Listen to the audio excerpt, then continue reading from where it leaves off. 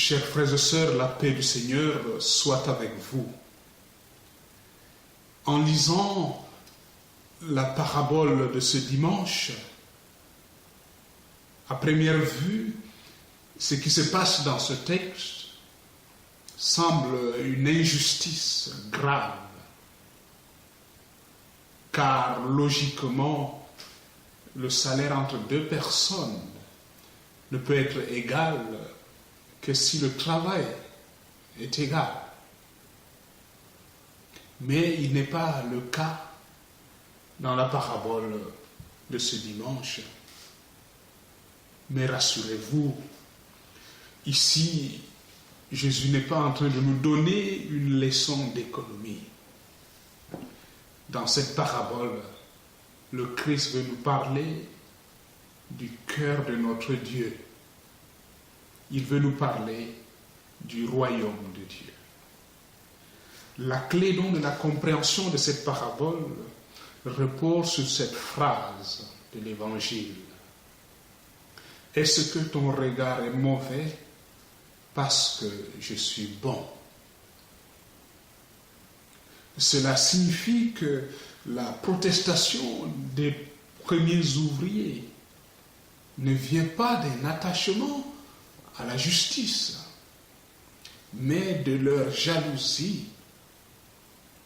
Ce qui les fâche, ce n'est pas de ne pas avoir reçu plus que les autres, mais c'est de voir les autres recevoir le même salaire qu'eux. Tu les traites comme nous. Ce n'est pas possible. Nous, on a bossé toute la journée. Dans cette parabole, il y a un étonnement que je voudrais souligner.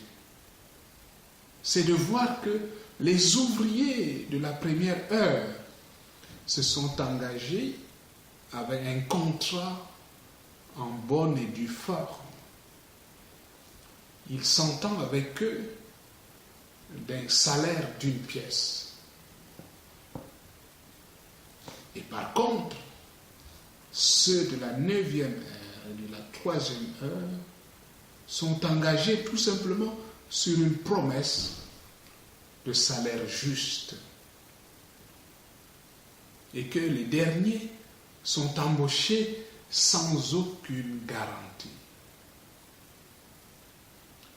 Cela ne voudrait-il pas dire que ceux de la 9e, de la 3e et de la 5e heure ont déjà confiance en la bonté du maître, alors que les premiers, qui le considèrent simplement comme un patron, ont besoin d'un contrat signé. Il n'y a pas d'amour, mes frères et sœurs, dans leur vie. Il manque quelque chose dans leur vie. Ils ne considèrent pas ces gens-là, ces ouvriers de la première heure, ont du mal à considérer Dieu comme un père. Ils le considèrent comme un patron. Ces ouvriers de la première heure sont semblables au fils aîné de la fameuse parabole de l'enfant prodigue. Ce fils aîné qui se vexe de voir son père accueillir son frère. Ces ouvriers de la première heure sont semblables aussi aux pharisiens qui n'aiment pas du tout voir Jésus fréquenter et manger avec les pécheurs.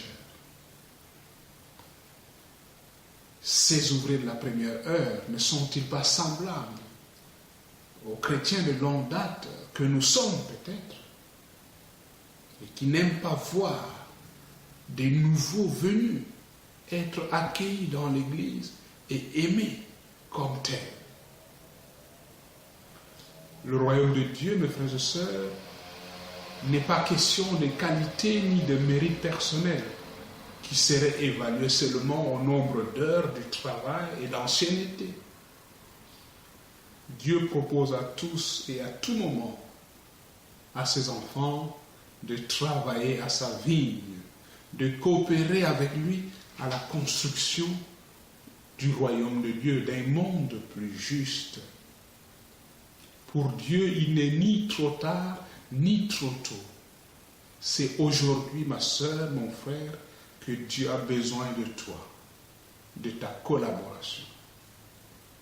Retrouvons, mes frères et sœurs, la vigueur, la jeunesse de notre foi. Ne considérons plus Dieu comme un patron. Redevenons des fils et des filles qui n'ont pas besoin de contrat pour travailler avec Dieu. Car nous ne comptons pas sur nos qualités personnelles, mais nous comptons plus sur l'amour du Père. Le Christ dit à chacun de nous aujourd'hui, toi qui es baptisé et qui veux vivre en Église, en communauté avec tes frères et sœurs, toi aussi, va travailler à ma vie.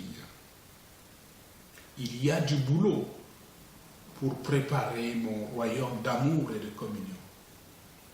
Toi qui es confirmé avec tous tes frères et sœurs chrétiens, tu peux construire un chemin vers un monde où l'amour circule entre les hommes, animé par l'Esprit du Père.